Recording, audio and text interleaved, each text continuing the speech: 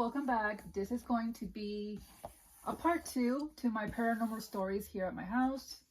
I do have multiple stories. I do have a video already up, but because there's just so many stories, here's a part 2 for you guys. So one day it was daytime. And I was just relaxing in the living room, and my mom was in the kitchen at that time, and she was talking to my brother, and she was telling my brother how the day before she was in the kitchen alone, cooking, and that she heard knocking at the door, and that she went to go open the door, and there was no one there. By the way, I know I have a knocking story also in my first video, so if you want to go check that out. This is just another incident where there was knocking involved, and so yeah. But anyways, back to the story. So she heard knocking and she went to go open the door and there was no one there. Now, I overheard that conversation that she was having with my brother, but I never jumped in or I never said anything, because to me it was like, oh, she probably just heard one of my siblings and got confused. So I didn't really pay too much attention to, when she said that. I was just like, oh, she probably heard something else. So that was that. The next day comes, I'm alone in the living room and I hear knocking. And so I'm like, okay, that's weird. And the reason that's weird is because normally when someone's coming over our house, they tend to let us know, because normally we have like, we have to put the dog away, basically. We have a large dog, and we have always had dogs, you guys. We love dogs. And so we have always had dogs, and our dogs don't tend to be friendly. So when we have a visitor coming over, we tend to put the dog in the backyard, or sometimes the dog, wants to just hang out, in the bedroom, with one of us. So yeah, so our dogs are not friendly, so we have to put the dogs away, right? So when I heard knocking, I was like, well, that's weird, like, right? And actually, we don't even have that many visitors. Like, we do have a large family and everything, but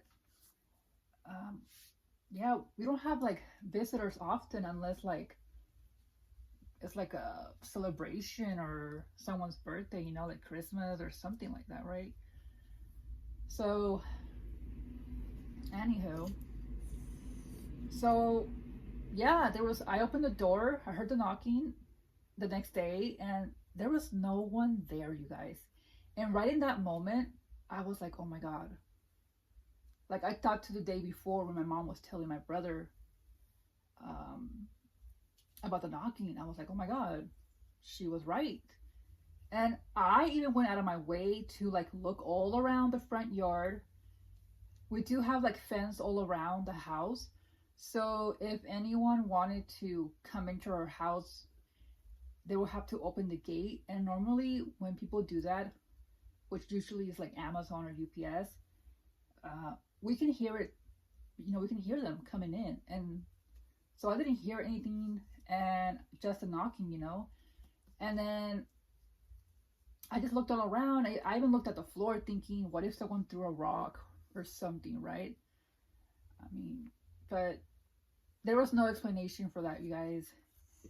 And I personally think that the knocking has a lot to do with people passing away. If you've seen the first video, maybe you'll have an idea of what I mean, because I have that story right from the first video. And I also believe that the person that knocked this second time around, well, technically first time around, because this story that I'm telling you right now happened before the one in the first video. So at that time, my mom was renting a studio. She has a studio in the back of the house, and she was renting it to a couple. And so at that time, they were living here, and I remember that my mom had told me, like, hey, her mom passed away. And I was like, oh, wow. I believe she died from cancer, if I'm not mistaken. So, I mean, the lady didn't live here. She lived here in California, but she didn't live here, like, anywhere nearby. But I know she passed away, and um, the fact that she lived here, and it, I'm not sure because my mom didn't give me details, right? And she just said, "Oh, her mom passed away," and I know it was recent, like probably no more than 2 weeks. So that's why I believe that the knocking has a lot to do with people passing away. And I mean, that's just me, you know. Um, Now that we're talking about knocking, there was a knocking story that my mom told me, but I was not part of that one. I was sleeping, and my mom told me that there was knocking. We have like a back door that leads to the back of the house, like the backyard area, and there was knocking at nighttime, and then she opened the door and there was no one there. And so I don't know. There's something about knocking. At that time, no one had passed away though, that I know of. So I don't know what that was about, but she experienced that event, the knocking. And a totally different location, by the way. This is not part of the story that I'm telling you right now. I probably shouldn't say too much information. I'm confusing you guys.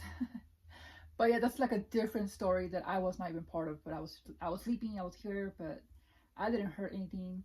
My mom apparently she heard knocking. Um, so I guess it's not the first time that I hear knocking, and it's not the first time my mom hears knocking. So yes. So let's see. Second story. I have one in mind, but it's not paranormal. But I'm just gonna throw it in here. So when my sister was a teenager, she was in 8th grade, and teenagers tend to wake up early on the weekend because I don't know, they want to be up early, right?